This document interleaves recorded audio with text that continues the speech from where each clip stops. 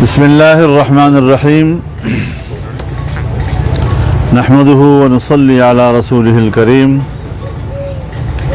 وبعد. جمعیت علماء اسلام پاکستان کی مرکزی مجلس عمومی کا اجلاس 19 اور 20 اپریل کو لاہور میں منعقد ہوا.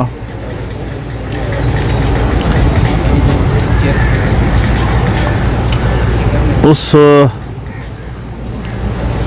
اجلاس کی فیصلوں کے حوالے سے میں کچھ بات کروں گا.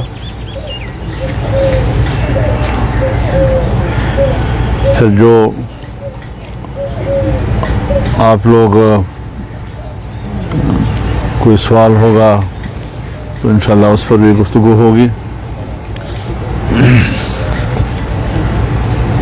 جمعیت علماء اسلام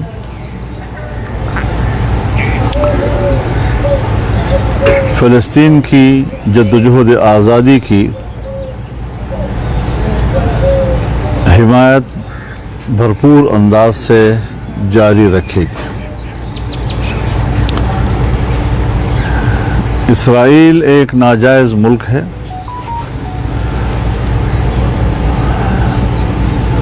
اور اس کی حیثیت ایک قابض کی ہے. فلسطینیوں کی سرزمین ہو یا عرب سرزمین ہو اس پر قابض ہے. اگر وہ یہ سمجھتا ہے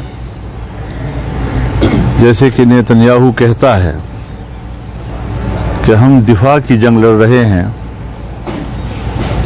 کبھی دنیا میں دفاعی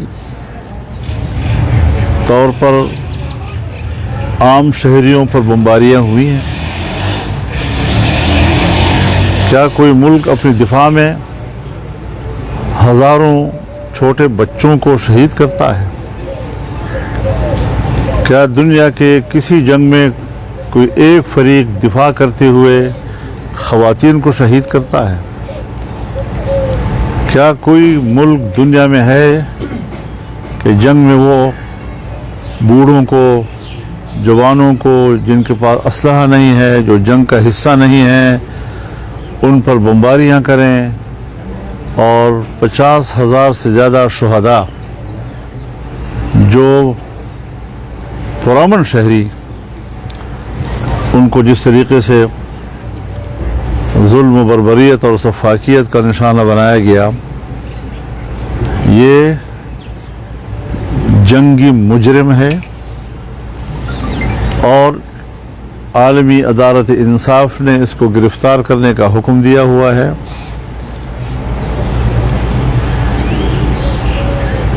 اس کے باوجود عدالت کے اس فیصلے کا احترام نہ امریکہ کرتا ہے نہ یورپی ممالک کرتے ہیں. حکومتیں بھی ان جنگی جرائم کی پشت پناہی کر رہی ہیں اور جو انسانی حقوق کی تنظیمیں ہیں، چاہے وہ اقوام متحدہ کی انسانی حقوق کا ادارہ ہو، چاہے جنیوا انسانی حقوق کنونشن کا ادارہ ہو، چاہے اس کا تعلق یورپی یونین کے ساتھ ہو، سب اس وقت جنگی جرائم کی پشت پناہی کر رہے ہیں. فلسطینی عوام کے قتل عام میں اور فلسطین کے آبادیوں کو منہدم کرنے میں یہ سب ایک صف ہیں اور ایک ہی جرم کے مرتکب ہیں. لیکن جو حمایت جمعیت علماء کی روز اول سے ہے فلسطینیوں کے لیے، وہ آج بھی بدستور برقرار ہے اور ہم پاکستان میں لیڈنگ پوزیشن میں فلسطینیوں کے اس کاز کی حمایت میں میدان میں ہیں. ہم نے اس حوالے سے کراچی میں بہت بڑا ملین مارچ کیا اور ہم نے تقریباً پچھلے تمام جو ہمارے اپنے پلیٹ فارم سے ملین مارچ تھے ان کے ریکارڈ توڑے. اس سلسلے میں اب 27 اپریل کو کراچی میں 27 اپریل کو لاہور میں ایک بہت بڑا اجتماع ہوگا, ملین مارچ ہوگا, اور پنجاب کے عوام اپنے فلسطینی بھائیوں کے حق میں آواز بلند کریں گے, ایک میدان میں ہوں گے, ایک آواز ہوں گے, ایک قوت ہوں گے, اور یہ امت مسلمہ کی آواز ہوگی, نہ کہ صرف ایک شہر یا ایک صوبے کے عوام کی آواز.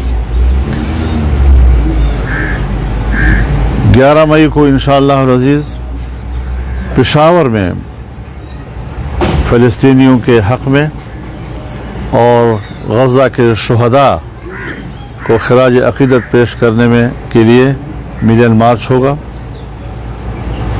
اسی طریقے سے 15 مئی کو اسی عنوان سے کوئٹہ میں ملین مارچ ہوگا. پاکستان کی آواز اب دنیا تک پہنچتی ہے اور پوری امت مسلمہ کی آواز بن چکی ہے, جو مسلم دنیا کے حکمرانوں کو بھی جھنجھوڑ رہی ہے اور خود مسلم امہ کی آواز بھی بن رہی ہے. یہ شرف اگر پاکستان کو حاصل ہے تو ہمیں اللہ کا شکر گزار ہونا چاہیے.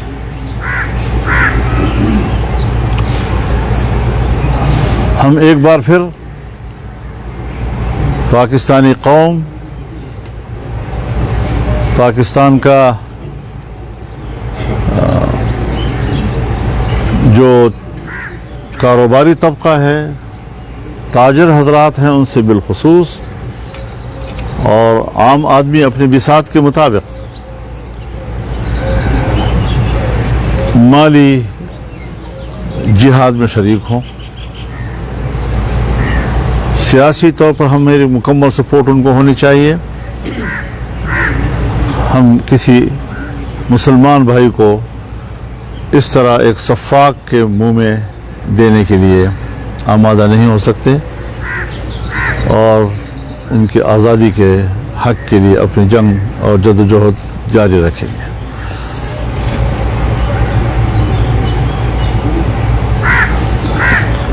اس وقت ملک میں اور خاص طور پر خیبر پختونخوا, بلوچستان, سندھ بدامنی کی صورتحال اب ناقابل بیان ہے. کوئی حکومتی ریٹ نہیں ہے کہیں پہ.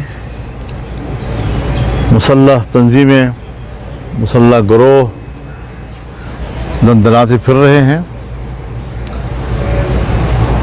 اور عام لوگ نہ اپنے بچوں کو اسکولوں میں بھیج سکتے ہیں, نہ اطمینان کے ساتھ وہ کوئی بال بچوں کے لیے کما سکتے ہیں, مزدوری کر سکتے ہیں.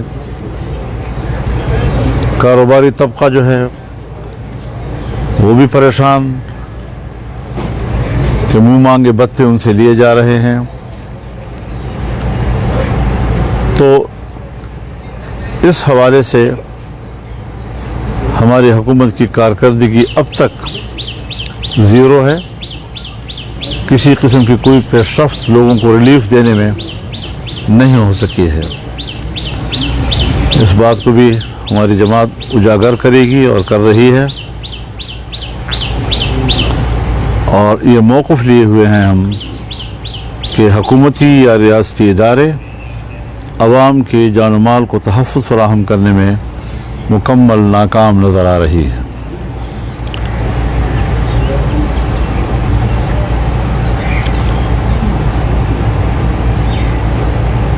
دھاندلی کے نتیجے میں قائم ہونے والی حکومت, چاہے وہ وفاق میں ہو چاہے وہ صوبوں میں ہو, عوام کے مسائل کے حل اور امن و امان کے قیام میں مکمل ناکام ہو چکے ہیں.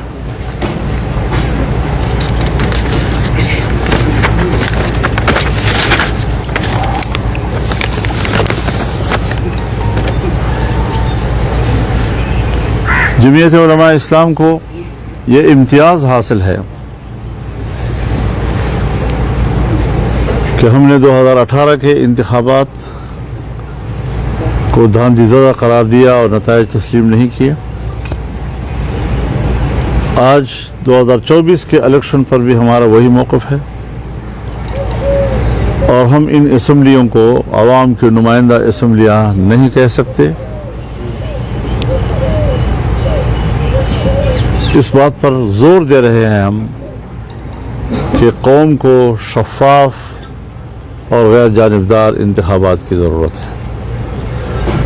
वोट आवाम की अमानत है। जब एक दफ़ा वोट आवाम की अमानत है और कोई भी हुकूमत बनती है तो उस हुकूमत के हाथ पर अगर आवाम की अक्सरियत बैत करती है तो उसके हक़ हुक्मरानी को कोई भी छीन नहीं सकता। लेकिन यहाँ मुसलसल आवाम की राय को मुस्तरद किया जाता है, मनमानी नताइज सामने आते हैं और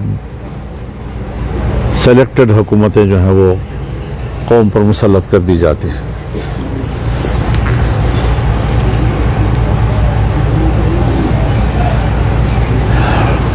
जमीयत उलमा इस्लाम ने ये फैसला भी किया है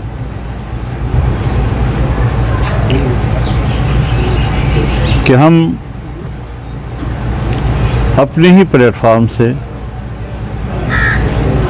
सियासी जद्दोजहद जारी रखेंगे। इलेक्शन के बारे में हमारा जो मौक़िफ़ है, गज़ा के हवाले से हमारा जो मौक़िफ़ है, सूबों के हुकूक के हवाले से जो हमारा मौक़िफ़ है, और अगर सूबों का हक़ छीना जाता है तो हम सूबों के साथ खड़े होंगे। जमीयत उलमा इस्लाम अपने प्लेटफार्म से इस हवाले से मैदान में रहेगी। अलबत्ता आए रोज़ के मामलात में कुछ मुश्तरक उमूर सामने आते हैं, उस हवाले से मजहबी जमातों से मिलकर इश्तराक अमल की ज़रूरत हो या पार्लिमानी अपोजिशन जमातों के साथ इश्तराक अमल की ज़रूरत हो, तो उसके लिए हिकमत अमली स्ट्रेटजी वो जमीयत उलमा की शूरा और आमला करेगी, क्योंकि ये मुल्क हमारा है, सबका है। बहुत सी चीज़ें हमारे दरमियान मुश्तरक होती हैं, तो यकीनन हमारे यहाँ और हर जगह इत्तेहाद सिर्फ हुकूमती बेंचों का होता है। जो हुकूमत में नहीं बैठती वो अपोजिशन में बैठ जाती है। अपोजिशन में कोई बाज़ाब्ता इत्तेहाद का तस्वुर नहीं होता, और जो हुकूमत में नहीं जाती वो अपोजिशन में बैठ जाती है। तो इस हवाले से अपोजिशन का कोई अभी तक बाज़ाब्ता कोई मुअस्सर इत्तेहाद तो मौजूद नहीं है, लेकिन हम बाहमी राब्ते को बरकरार रखेंगे ताकि कहीं पर भी अगर कोई फौरी तौर पर किसी इश्तराक अमल की ज़रूरत पड़े और किसी जॉइंट एक्शन की ज़रूरत पड़े तो उसके लिए रास्ते खुले हैं, फ़ज़ा हमवार हैं और करेंगे इंशाअल्लाह।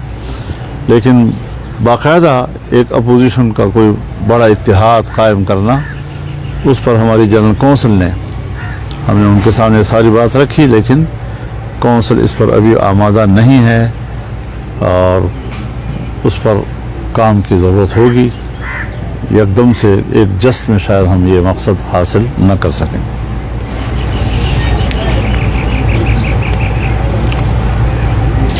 माइंस एंड मिनरल्स बिल जो सुबह खैबर पख्तूनख्वा में भी पेश किया जा रहा है, अभी तक पेश नहीं हुआ, या बलूचिस्तान में पेश कर भी दिया गया है और شاید پاس بھی ہو چکا ہے. جمعیت علماء اسلام کی جنرل کونسل نے اس کو مسترد کر دیا ہے. میں یہ بھی واضح کرتا چلوں کہ ہمارے بلوچستان اسمبلی میں ہمارے کچھ پارلیمانی ممبران نے اس کو ووٹ دیا ہے.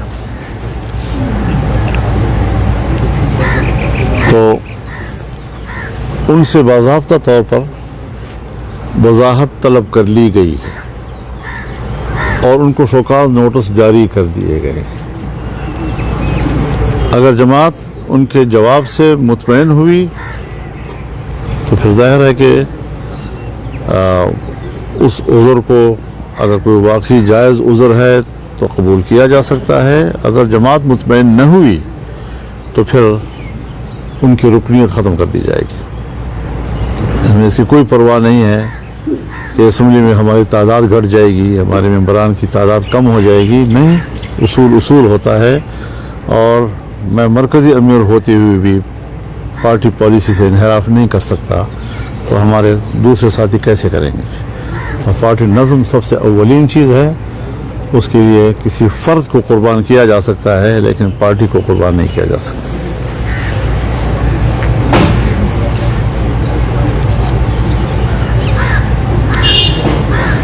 اس حوالے سے بھی جو پھر آئندہ مستقبل میں فیصلے ہوں گے تو حکمت عملی ہماری مرکزی عاملہ یا شورا ہی طے کرے گی.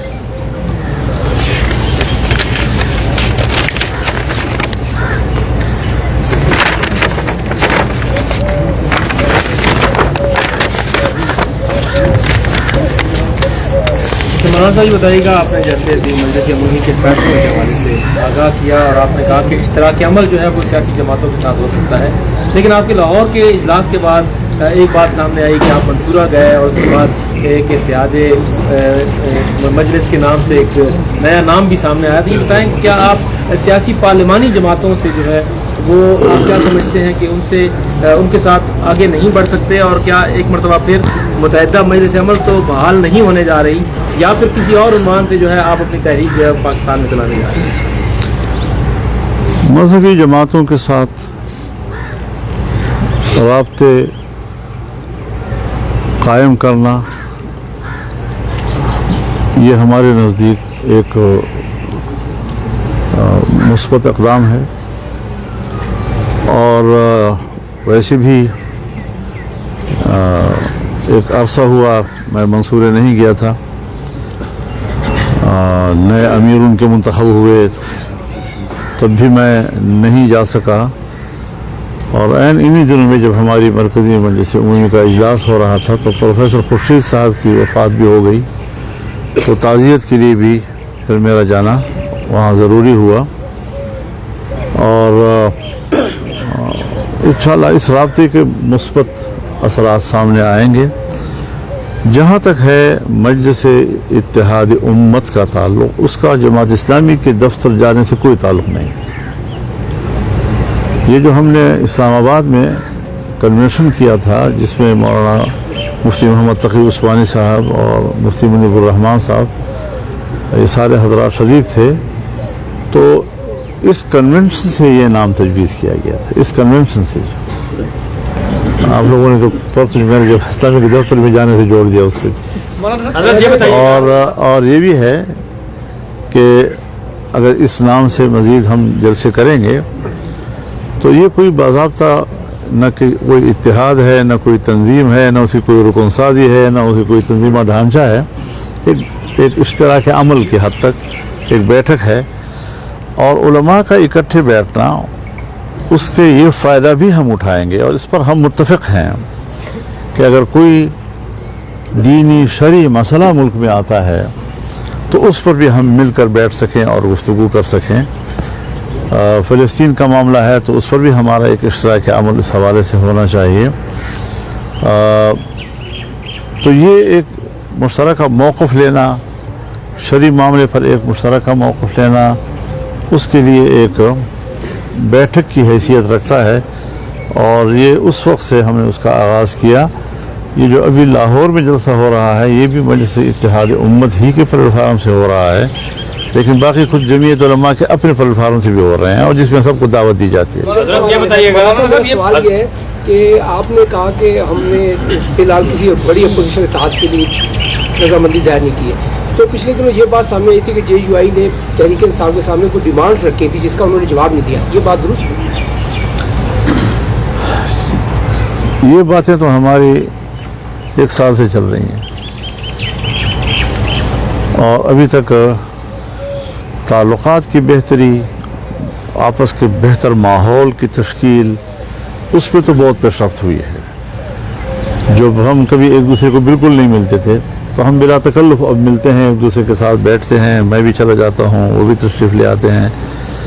تو لیکن یہ پوری دنیا میں بھی ہے جہاں پر پارلیمانی جمہوری نظام ہوتا ہے، جہاں پر پارلیمنٹوں میں اپوزیشن بیٹھتی ہے، تو کبھی کبھی ایسا بھی ہوتا ہے کہ 2 پلیٹ فارم ہوتے ہیں، وہ آپس میں رابطہ بھی رکھتے ہیں لیکن ان کا ایکشن جو ہے وہ اپنے اپنے پلیٹ فارم سے ہوا کرتا ہے. تو یہ کوئی پہلی مرتبہ پاکستان میں ایسا نہیں ہو رہا، دنیا کے اور پارلیمانی ملکوں میں بھی اس طریقے سے مثالیں موجود ہیں. حضرت یہ بتائیے گا، حضرت یہ بتائیں، فلسطین کا ایک بڑا سیریس ایشو ہے، بڑے بڑے اجتماعات اور میڈیا مارچ تو ہو جاتے ہیں، تمام جماعتیں بھی اس حوالے سے سرگرم رہتی ہیں، ماشاء اللہ آپ نے بھی بڑا اچھا عملی اقدام جو عالمی سطح پر کیا جانا چاہیے اور حکومتوں کو مجبور کرنا چاہیے. کیا آپ سمجھتے ہیں کہ وہ ایک چیز منظر آپ کے سامنے نظر آیا ہے، اس طرح ممکن ہے، یا حکومتوں کو کیا کرنا چاہیے؟ یہ سوال آپ کا سنجیدہ ہے، لیکن حکومتیں نہ ہماری بات کو سنجیدہ لے رہی ہیں، نہ امت مسلمہ کی بات کو سنجیدہ لے رہی ہیں، اور انہی کی وجہ سے یعنی امت جو ہے ان سے شاکی ہے. لیکن امت کے اپنے حوصلے بلند ہے، وہ ایک پلیٹ فارم ہر صرف یہ نہیں کہ صرف امت مسلمہ کی بات کرتا ہوں.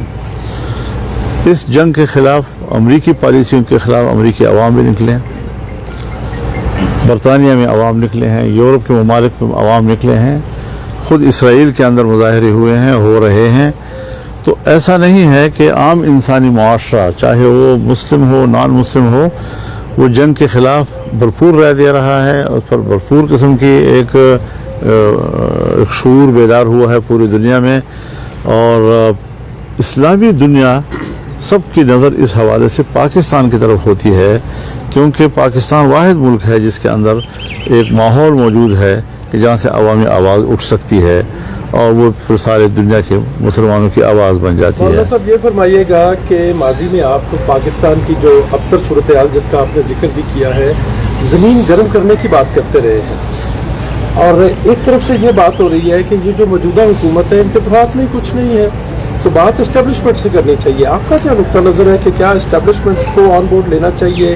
آپ اسٹیبلشمنٹ کے ساتھ بات کرنے کے حق میں ہیں پاکستان کے حالات کی بہتری کے لیے، یا الیکشن جو آپ کہہ رہے ہیں ہونے چاہیے دوبارہ، کیا اسٹیبلشمنٹ کے بغیر بھی کوئی الیکشن کرا سکتا ہے؟